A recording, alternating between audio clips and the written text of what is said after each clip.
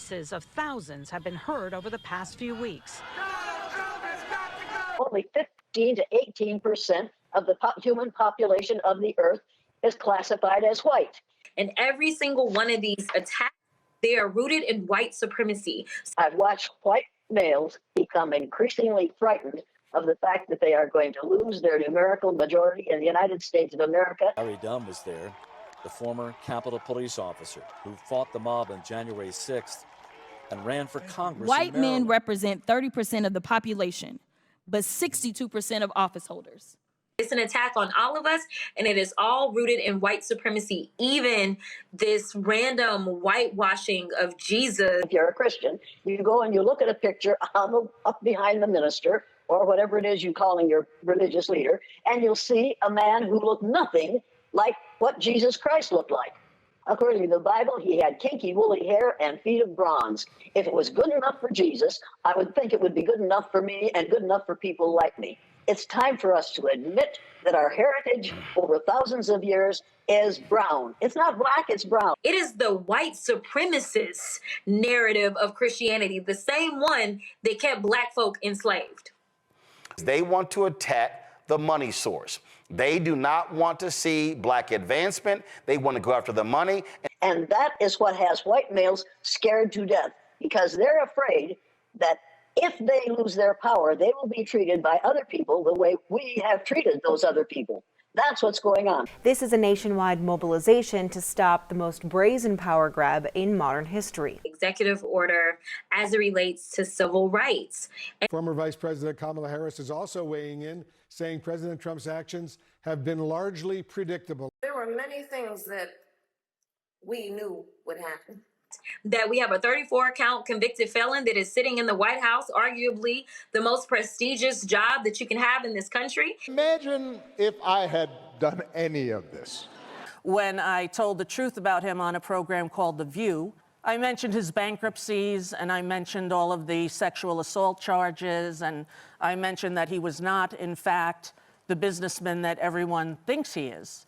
And he just happens to be a felon. I don't know why somebody can't get a job at the Walmart. I'm not here, so I told you so. This man is a blatant racist. Because of the show The Apprentice, where they sold a bunch of lies to America for over 10 years, and half of America believed it. It's time to call it what it is. And he ran for the presidency deliberately and with determination so that he wouldn't have to go to jail as a result of all the ugly things that he has been doing over the last few years. He doesn't believe in establishing justice, not for himself and not for anyone else. I question why the first time in American history a president has won every swing state and is also best friends, and his largest donor was a man who owns and runs the internet. So I would hope that that would be investigated. 7 swing states kind of popped up after the election, and we thought that was strange, given some of the polls, given some of the other analysis. And when we dove deeper, now we're seeing the potential for the vote counting machines to have been manipulated. I'm here in solidarity because what's happening to our country is not right. And when we looked at it, we actually pulled out the distribution, and we saw it shows statistical evidence of potential manipulation. And what that means is a portion of both candidates' votes look like they could have been changed. Organizations are partnering with the Hands Off movement. The movement emphasizes a commitment to nonviolent action. Be part of a nationwide protest against White House spending cuts. We have systems in place that need to be gone through, not just one man making these arbitrary decisions for the rest of our country. I'm going through the bill and I see a landmine planted in it. It's barely noticeable. For the first time in Georgia history, any voter can challenge an unlimited number of other voters and stop their ballots from being counted. And when I say unlimited, I mean unlimited. 4,000 voters were challenged. In Cobb County, it was 48,000 voters challenged. You challenged 32,379 voters said don't count their ballots, or I have a piece of paper from you. This is what you filed with the county, which said you are challenging her right to have her ballot counted. No, I'm not. It says right here, accept this letter as a challenge to these electors' eligibility to vote. Signed, Pamela Reardon. Facts matter. Have you ever heard of the Ku Klux Klan law? So this... Have you heard of the Ku Klux Klan law of 1871? I'm from Canada. So you don't know the Ku Klux Klan law? I'm from Canada. Clearly you don't know Georgia law. The Ku Klux Klan law of 1871. Get out! We do know during the presidential election that the president would not go and participate in anything if fact-checking was going to be a part of it, because he didn't want to be fact-checked. This is having a well-informed citizenry, which is reliant on a free, objective, effective press. Imagine if I had pulled Fox News' credentials from the White House press corps. According to the polls, Vice President Kamala Harris was doing way better with white voters. She was, according to the polls, she was getting a higher share of white voters than even Joe Biden did. And then come Tuesday, nope, none of that happened.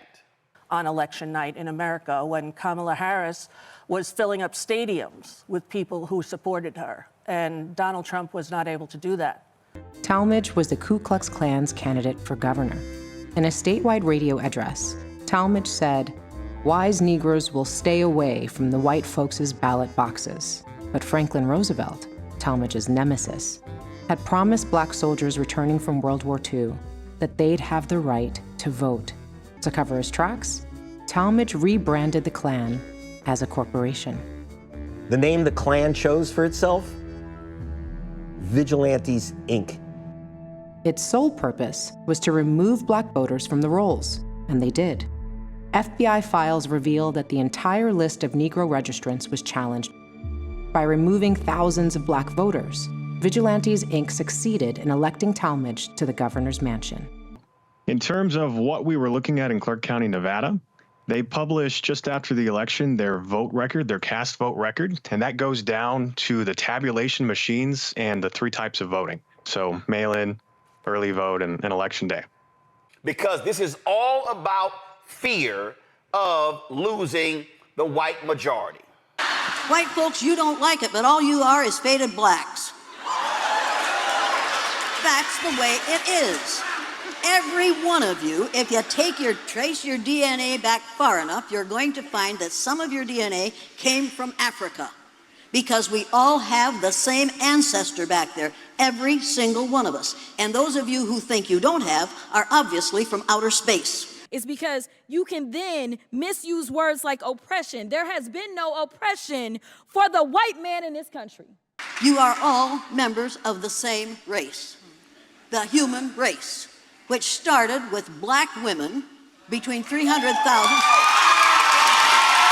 That means that what I have to say is threatening to people who voted for Donosaurus T. Rum. Well, that's also why I love having my own platform, because they can keep you off college campuses, but they can't keep you off this show because I own it. The idea of canceling a speaker who comes to your campus, trying to shout them down and not letting them speak? And it seems very strange to me that the President of the United States has so many friends who are sexual abusers. Why do you think?